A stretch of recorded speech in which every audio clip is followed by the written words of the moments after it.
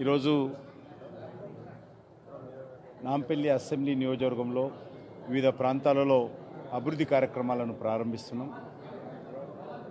ఎందుకంటే నాంపల్లి అసెంబ్లీ కాన్స్టిట్యున్సీలో గత అనేక సంవత్సరాలుగా ఇక్కడ శాసనసభ్యులుగా కానీ కార్పొరేటర్స్గా కానీ మజ్లిస్ పార్టీ నేతృత్వం వహిస్తుంది.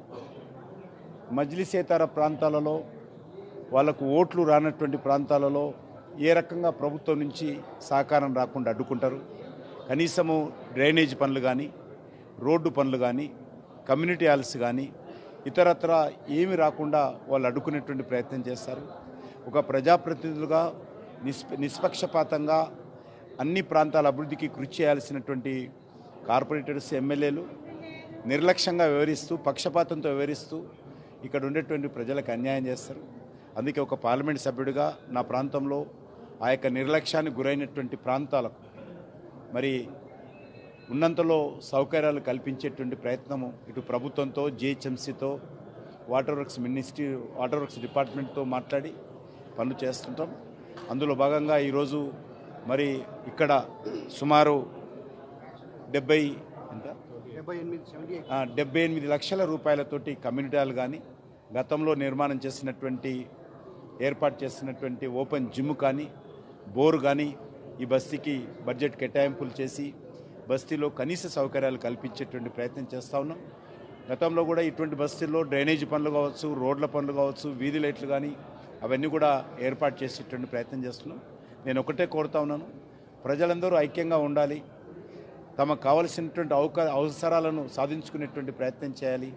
ఇటు మున్సిపల్ అధికారులతో కానీ, వాటర్ వర్క్స్ అధికారులతో కానీ, రెవెన్యూ అధికారులతో కానీ, ఎడ్యుకేషన్ డిపార్ట్మెంట్తో కానీ కావాల్సినటువంటి సౌకర్యాలు కల్పించుకునేటువంటి ప్రయత్నంలో ప్రజలు రాజకీయాలకు అతీతంగా అందరూ ముందుకు వచ్చి కనీస సౌకర్యాలు కల్పించి ప్రజలకు కొంత మేలు చేసేటువంటి ప్రయత్నము బస్తీ లీడర్స్ కూడా చేయాల్సిందిగా నేను ఈ సందర్భంగా కోరుకుంటూ, తప్పకుండా నాంపల్లి నియోజకవర్గంలో నిర్లక్ష్యానికి గురికాబడినటువంటి ప్రాంతాలలో ఏ అవసరం ఉన్నా కూడా ఉన్నంతలో మా వంతు కర్తవ్యంగా మరొక బాధ్యతగా ఒక పార్లమెంట్ సభ్యుడిగా ఆ ప్రాంత ప్రజలకు మేలు చేసేటువంటి ప్రయత్నం చేస్తాము. ఈరోజు హైదరాబాద్ నగరం ఏదైతే ఉన్నదో అనేక రకాలుగా ఈరోజు హైదరాబాద్ నగరంలో ఇబ్బందులు ఎదురవుతున్నాయి. జిహెచ్ఎంసీ కానీ, వాటర్ వర్క్స్ కానీ నిధుల కొరతతోటి ఇబ్బంది పడతా ఉంది. హైదరాబాద్ నుంచి పెద్ద ఎత్తున రాష్ట్ర ప్రభుత్వానికి రెవెన్యూ వస్తున్నప్పటికీ కూడా హైదరాబాద్ నగరానికి కేటాయింపులు మాత్రము అంతంత మాత్రంగా ఉన్నాయి. ఈరోజు వీధి లైట్లు కాలిపోతుంటే మెటీరియల్ సప్లై చేయలేనటువంటి పరిస్థితుల్లో నిధుల కొరత కారణంగా జిహెచ్ఎంసీ ఉన్నది. వీధి లైట్లు ఆన్ ఆఫ్ చేసేటువంటి సిబ్బంది ఎవరైతే ఉంటారో ప్రతిరోజు సాయంకాలము, ప్రతిరోజు సాయంకాలము ఆన్ చేయడము, ఉదయం ఆఫ్ చేయడము వీధి లైట్లు చేయాల్సి ఉంటుంది. వాళ్ళకు కూడా జీతాలు ఇవ్వని కారణంగా గత 5 నెలలుగా వాళ్ళు సమ్మె చేస్తున్నారు. ఇటీవలనే ముగిసింది. ఈ రకంగా చిన్న చిన్న కాంట్రాక్టర్స్ కూడా నిధుల కొరత కారణంగా హైదరాబాద్ నగరంలో మరి ఈరోజు ఆ యొక్క కాంట్రాక్టర్లకు పైసలు ఇవ్వని కారణంగా కొత్త టెండర్స్ తీసుకునేటువంటి పరిస్థితి లేదు. ఇది ఒక అంతర్జాతీయ నగరం అంటారు, అభివృద్ధి చెందుతున్న నగరం అంటారు. వాస్తవంగా హైదరాబాద్ నగరము మరి ఎంతో అభివృద్ధి చెందుతున్నది. కానీ నిజమైనటువంటి బస్తీలు, పాత బస్తీలు ఏవైతున్నాయో అంటే అంబర్పేట కావచ్చు, ఖైరతాబాద్ కావచ్చు, సికింద్రాబాద్ కావచ్చు, లేకపోతే నాంపల్లి కావచ్చు, గోషామాల్ కావచ్చు, సిద్దంబర్ బజార్ కావచ్చు, ఈ యొక్క బస్తీలలో మరి ఏ రకమైనటువంటి బడ్జెట్ కేటాయింపులు లేని కారణంగా, నిధుల కొరత కారణంగా అన్యాయం జరుగుతున్నటువంటి పరిస్థితి ఉంది.